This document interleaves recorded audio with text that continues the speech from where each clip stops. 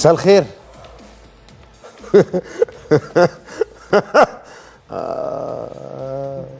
يعني ايش ترجعها؟ يعني ماذا اقول لتخفيف ما حدث؟ يا اخي المصريين شوي عصبيين يا اخي، الواحد ما يهزرش معاكم. ها انا كنت بمزح بس.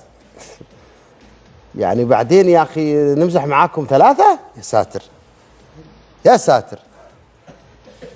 لا بنهزر فعلا بنهزر يعني، احنا اسفين يعني نتراجع. الاهلي ده حكايه. طب ممكن نلعب مع بعض من غير الاهلي؟ يعني في فكره من غير الاهلي ممكن يعني يكون في حل ان احنا نلعب مع فرق اخرى؟ لازم الاهلي؟ مشكله القميص الاحمر ده. اليوم النسر كذا حلق في سماء جده وفين يوجعك؟ ما تسمع الا وزيو واحد، زيو اثنين، زيو ثلاثة. بس كويس انها ثلاثة يعني في تقدم. طيب في تقدم في النتائج. ما تقدر تقول والله المباراة تحكيم ايش؟ لا ما مش يعني حتى التحكيم ما مش هتلاقي عذر. اصلا كانت في لعبة مش عارف ايه، برضه ما تتلم. فرقة عظيمة، فرقة عظيمة والله. الاهلي فريق عظيم، فريق عظيم يعني. تجيبها كذا توديها كذا تدور لك عذر.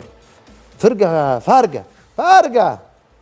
انت جايب بنزيما وكانتي وعبد الله وسعيد ومحمد وكل الشلة ما فيه. والله يا اخي فرقة الاهلي ذي فرقة فيها روح، فيها حيوية، فيها حياة. يمكن هذا سر عظمة النادي الاهلي وهالجماهيرية العظيمة اللي موجودة له في مصر وفي الدول العربية. تأهل الاهلي المصري لنصف نهائي كأس العالم.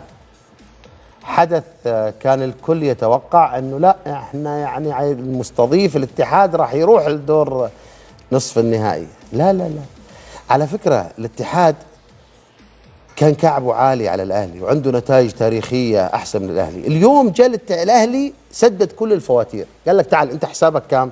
خذ ها وتبس، حط تبس.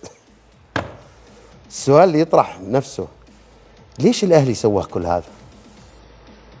الاهلي انت مين؟